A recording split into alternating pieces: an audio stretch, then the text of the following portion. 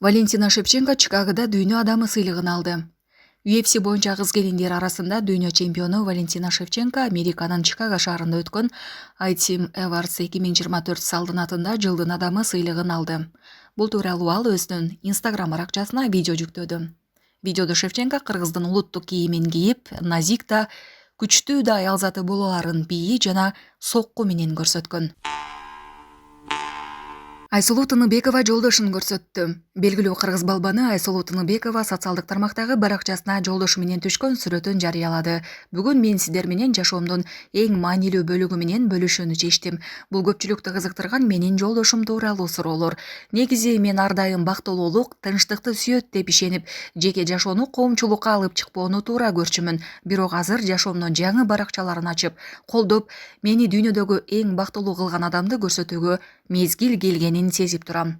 Ар бир кыз бактылуу болууга милдеттүүбүз. Менин үй бүлөм, менин бактым деп жазды Айсулуу Тыныбекова. Буга чейин Айсулуу Тыныбекова өз сүйүүсүн тапканын социалдык тармактагы баракчасы аркылуу билдирген. Кийинчерээк түгөйлөр сүйүү баянын Алматы шаарынан тартышканы айтылган. Кыргызстанда чыгарылган Шакман унаасы сыноодон өттү. Президенттин басма сөз катчысы Аскат Алагозов социалдык тармактагы баракчасы аркылуу быйыл Бишкекте ачылган Шумкар заводу жүк ташуучу унааларды чыгара баштаганын билдирди. Дагы бир жакшы кабар менен бөлүшө кетейин. ТНК Шумкар ачык акционердик компаниясы Шакман үлгүсүндөгү оор жүк ташуучу унааларды чыгарып баштады. Сыноолор ийгиликтүү өтөдү деп жазды ал. Биле кетсек, оор жүк ташуучу унааларды чогултуп чыгарган завод август айында ачылган. Ишканага унаа тетиктери Кытайдан алып келинет. Өнөр жайдын 100% үлүшү мамлекетке таандык. Сонун жаңылык. Сиз билген жана ишенген Умбем клиникасы эми сизге дагы да болсо жакыныраак болду. Анткени бизде жаңы филиал ачылды. Андыктан келип, өзүңүздүн жана жакындарыңыздын ден соолугуна кам көрүшүңүздү сунуштайбыз. Биздин жогорку даражадагы дарыгерлер төмөндөгү адистиктер боюнча кабыл алат: стоматология, гинекология, терапия, лор, хирургия, педиатрия, урология, УЗИ жана башка адистиктер. Лабораториялык анализдин 5000ден ашуун түрү алынат. Жогорку даражадагы стерилизациялоо. Биздин дарек ВДНХ метросу, Кондратюка көчөсү 2. Телефон номерибиз 8925 103 22 55. Кабыл алууга алдын ала жазылып келүүңүздөрдү суранабыз. Умбем клиникасы. Сиздин ден соолугуңуз, биздин камкордук. Бишкекте таштананы кайра иштетүүчү заводдун курулушу уланууда. Бишкекте таштананы кайра иштетүүчү Заманбап заводдун курулушу кызуу жүрүүдө. Президенттин маалымат катчысы Аскат Алагозов бүгүн 18 декабрда соц тармактагы баракчасына видео жүктөдү. Бул шаар тургундарынын көп жылдардан берги кыялы болчу. Заводдун салынышы экологиялык тазалыкты камсыздоодогу чоң кадам деп жазды ал. Алмамбет Шыкмаматов мамлекеттик салык кызматынын жетекчиси болуп тайындалды. Бул тууралуу министрлер кабинетинин басма сөз кызматынан ырасташты. Алмамбет Шыкмаматов 2023 жылдын сентябрынан 2024 жылдын июнуна чейин мамлекеттик ипотекалык компанияны жетектеген. Июнь айынан бери президент Садыр Жапаровдун кеңешчиси эле.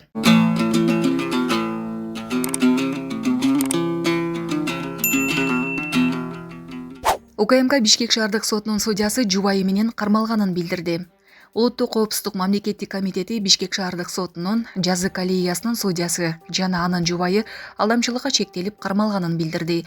Атайын кызматтын 18 декабрдагы маалыматына караганда, судьянын жубайы жарандан 2000 АКШ долларын талап кылып, бул каражатты электрондук капчык аркылуу котортуп алган. Ал жолдошунан Бишкек шаардык сотунун жарандык иштер боюнча коллегиясынын судьясы менен байланышууну, анын кароосундагы ишти акча берген кишинин пайдасына чечип берүүнү өтүнгөн. Ишти караган судья анын суранычын аткаруудан баш тарткан. Жүргүзүлгөн иш-чаралардын жыйынтыгы боюнча Кыргыз Республикасынын жараны кылмыш жаза процессуалдык кодексинин 96-беренесине ылайык УКМКнын убактылуу кармоочу жайына киргизилди. Ал эми Бишкек шаардык сотунун судьясы жаранга карата чогултулган материалдар соттор кеңешине караштуу тартип комиссиясына жөнөтүлүп, алар 18 декабрда кылмыш жоопкерчилигине тартууга макулдук беришти деп жазылган маалыматта. УКМК шектүүлөрдүн бөгөт чарасы Бишкектин 1-май райондук сотунда караларын билдирди.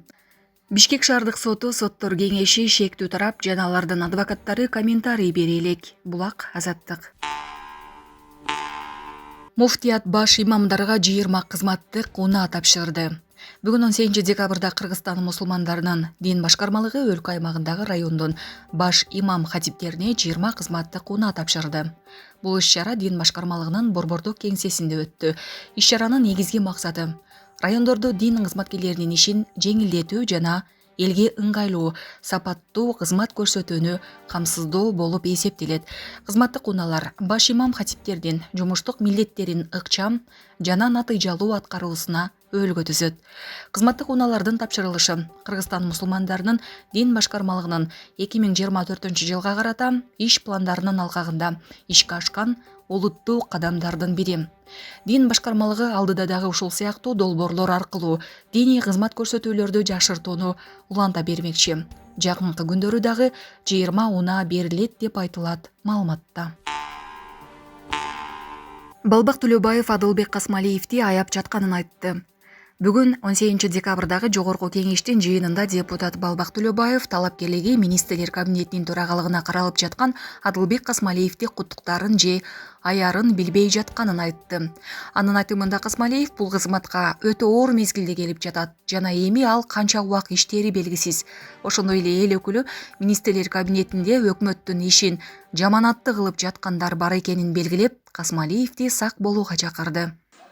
Эми сиз канча иштейсиз бир Кудай өзү билет. Өтө оор, өтө татаал убакта келдиңиз. Бурунку эми командаңардын ичинде саботажниктер чыкты. Алкымы тыйылбагандар чыкты. Артыңарга бычак сайгандар чыкты, дагы чыгат. Этетейин деп базарлар менен бардыгы менен чабышып отуруп, мына осечка берди. Көчөгүндө Камчыбек Кыдыршаевич айтты, 460 миллиард сом обороттун ичинен 30 миллиард сомго чейин жеген деген. А силер болсо 6 миллиард сомду аяп, 1800дөн 2000ге чыгарып алып келебиз деп аракет кылгансыңар. Адылбек Алашевич, жакшы анализ кылыңыз. Сизге өтө оор түйшүк түшүп атат. Алдыдагы коркунучтарды айтып коеюн. Биринчи ички карызды абайлаңыз. Экинчиси энергия сектордагы кышында кыйын болот. Аны абайлаңыз. Командаңызды тыйыңыз ичиндегилерди. Камчыбек Кыдыршаевич болгондо 2024-жылкы бюджеттү көмүп коймок экенбиз. Ошо кишинин командасы менен рахмат. Мына президентибиз менен Камчыбек Кыдыршаевичтин саясий эрктүүлүгү үчүн жанакы жаныңарда жүргөн куйтуларды кармап, моминтип, налоговыйдагы чатакты басып, ошону иретке салып атат. Анын баарын кустурат Кудай буйрса. Ал кишинин колуна түштү, оңой менен чыкпайт. Эмне дейм эми сизге, Адылбек Алашевич? Эми бир башыңызды жерге түшүртпөңүз. Бизди уят кылбаңыз. Биттей татаал убакта келип атасыз да. 700 миллиардка кантип чыгарасыз? Ошону ойлонуңуз. Эмдиги жылкы бюджетти 700 миллиардка чыгарам деп атасыз. 700 миллиардка чыгып баратканда эле ортодон ичиңердегилер ушинтип 500 миллиард сомду оборот кылып, анын ичинен 3,5 миллиард, 30 миллиард этем канча чыгат ким билет, жеп атса кантип астыга жыласыңар. Мына командам менен келатабыз деп атасыз. Командаңызды жакшы тандаңыз. Бул тарыхый момент. Тарых алдында эртең башыбызды жерге ийдирбеңиз, Адылбек Алашевич. Сизден суранам мен. Ишиңизге ийгилик. Эми билбейм, эми кандай болот, түшүнбөйм, мен вообще анализ кыла албай калдым да. Самое главное ушул президентибизди, элибизди уят кыла көрбөңүз. Рахмат.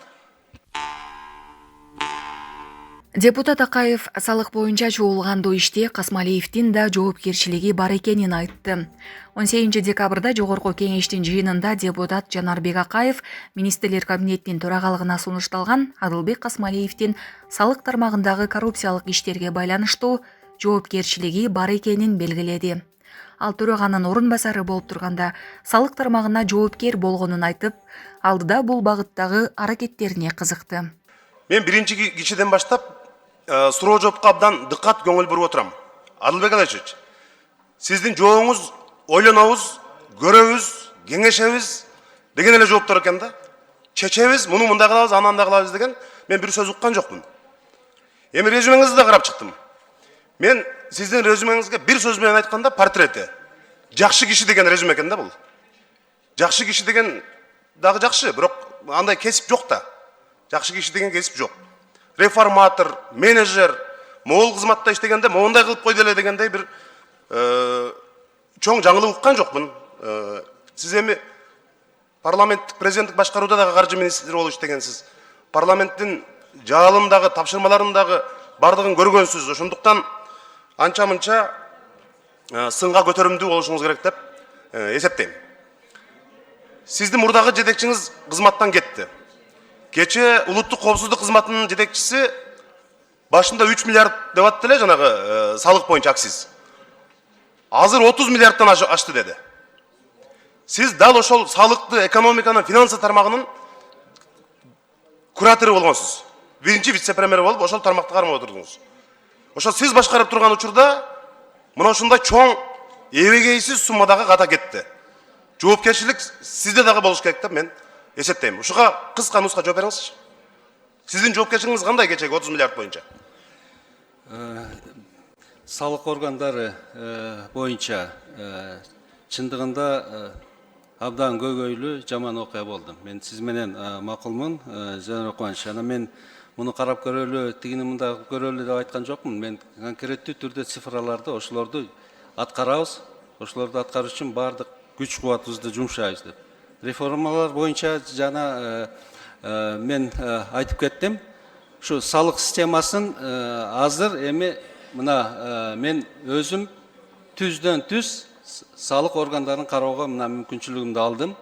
Салык органдарын азыр жаңы жетекчиси коюлса, ошол жетекчиси менен салык органдарын тетиги райондун инспекторунан бери изилдеп чыгып, аны оңдойбуз. Керекпи айлыгын көтөрүп берели. Керекпи жанакы автоматизация маселелерин дагы кандайдыр бир социалдык маселелерин чечип берели да, бирок салыкчы болуп жүргөндө мындай кандайдыр бир бирдемени алганга мүмкүнчүлүк түзбөшүбүз керек да. Ошон үчүн аларга жакшы айлык маянасында түзүп беришибиз керек.